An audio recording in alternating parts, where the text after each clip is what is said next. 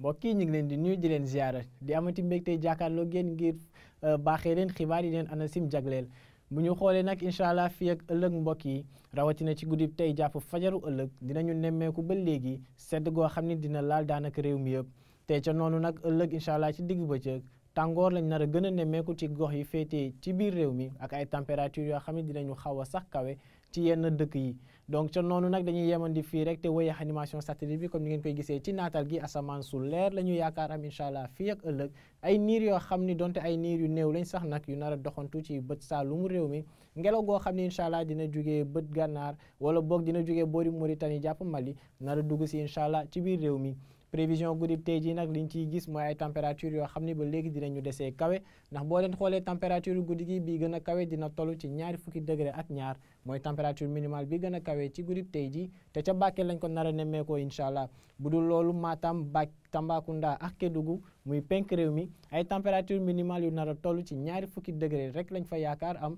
ca noonu nag ñu nar kaa tolloo lekk Kaolack waaye lii di Ndakaaru Diourbel ak fële ca Ziguinchor ay température minimale yu nar a toll ci fukki degré ak juróom-ñeent boo leen xoolee di des ci réew mi rawatina digg réew mi benn pàcc bët saalum bi température yi dinañu gën a wàcc foofu dinañu toll ci lii ëpp ci fukki degré ak juróom-ñaar comme lu ñuy am diggante Mbour ak Fatick waaye Louga ak Podor ñoo nar a jël incha allah raw gàddu gi ci guddi gi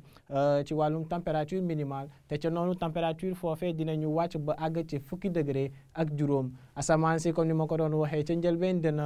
dana leer ci lii ëpp ci réew mi donte boori bët saalum moom dinañu wéy ba léegi di fa nemmeeku ay niir yu néew yoo xam ni dinañ fa desandi te buñ demee ba ëllëg incha allah ci digg bëccëg niir yooyee dinañ leen nemmeeku ba léegi boori Ziguinchor Sédhiou Kolda jàpp sax Kédougou muy bët saalum bi yëpp te li des ci réew mi moom asamaan su leer lañ fa yaakaar jant goo xam ni dina fës bu baax ca noonu nag tàngoor gi incha allah ca boori bët saalum xaw a yéeg tuuti ba digg réew mi la nar a gën a tare te di ngeen gis ni température yi incha allah dinañu yéeg ba toll ci fanweeri degré ak juróom lu ñu nar a am incha allah diggante Sédhiou ak Kolda fanweeri degré ak juróom benn comme fële ca Ziguinchor wala sax Tambacounda te diggante Kaolack ak Kédougou ñu ngi fay yaakaar ay température yoo xam ne dinañu yéeg ba toll ci fanweeri degré ak juróom-ñaar température bi gën a kawe nag incha allah Kaffrine moo ko nar a am ëllëg nar a tolloog fanweeri degré ak juróom-ñeent boo leen xoolee nag lii des ci réew mi température yi ci lii ëpp dinañu toll ci fanweeri degré ak ñeent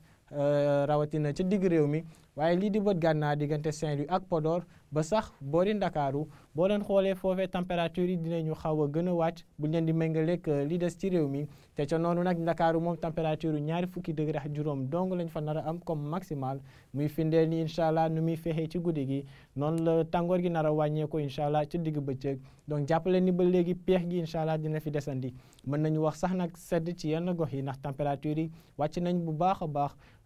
ca noonu nag buñ demee ba ëllëg ci digg bëccëg tàngoor dinañ ko nemmeeku ci réew mi rawatina gox yi féete ca bët saalum benn pàcc digg réew mi waaye sax penk ànd ak tamit kii ngelaw goo xam ni wala boog